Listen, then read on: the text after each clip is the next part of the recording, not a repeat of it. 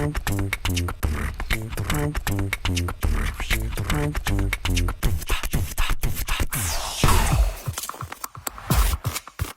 of my closest friends in Kenya, I mean, her rent was $150 a month, and I used to pay it for her. But I would sleep at her house all the time. That's why I paid it for her. It's not because I felt bad for her, because it was lit over there. You know what I'm saying? So it's all about perspective, like literally. I listening. I am listening. I think what she said is true, in the sense that if the math is not working, if the math is make not it mathing, work. yes. Make it work, right? Period. Right. But I think we do have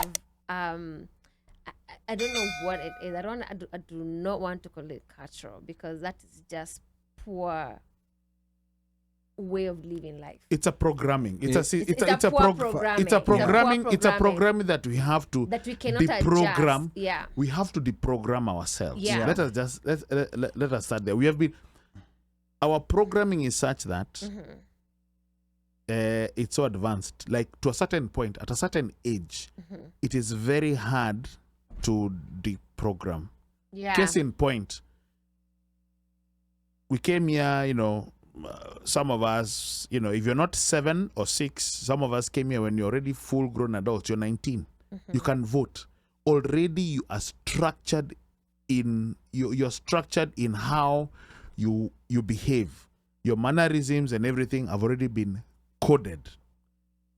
Now, trying to trying to reprogram that can take a while, depending on an individual. Yeah. But for example, if let's say, you come, you just know the stories. Like now, for example, we're talking about how when you came here, you're seeing music, you're seeing rap, whatever, R. Kelly, whatever. And then, you have to adjust, like, okay, this is not the life. But there's some people who say, you know what, I want that life, so I'm going to focus on that. Then there's other people like, you know what, if it's not the life, then I need to readjust. What do I need to do to readjust so that I can actually accept that is not this?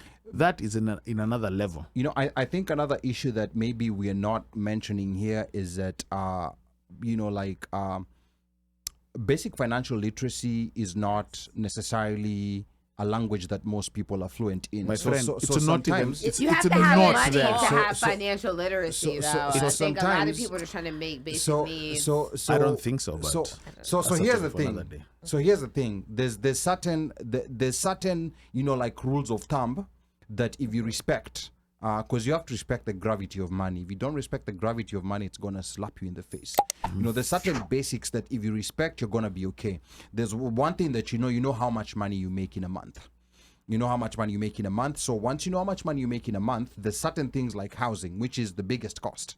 There's a basic rule. It's just a rule of thumb, but it works most of the time. Make sure whatever you're paying for housing is not more than a third of what you're making. In fact, even in some more conservative circles, they would say 25%. But I think a third is a good number. And that is here. Yeah, that also applies. In Kenya, I've done calculations in Nairobi. It will also work. If you don't spend more than a third of what you're making in a month on housing, you have more disposable income to spend on but what other things. What percentage we're talking about? If somebody who's earning, let's say a casual laborer, because we know most people in Kenya are casual laborers. Yes, chances are they'll take 100 shillings a day, maybe 500 shillings a day. So these guys are not taking a salary. Yeah, that's why I'm saying. Whatever amount of money you earn in a month, when you start paying more than a third of what you're earning in housing, something is gonna fall.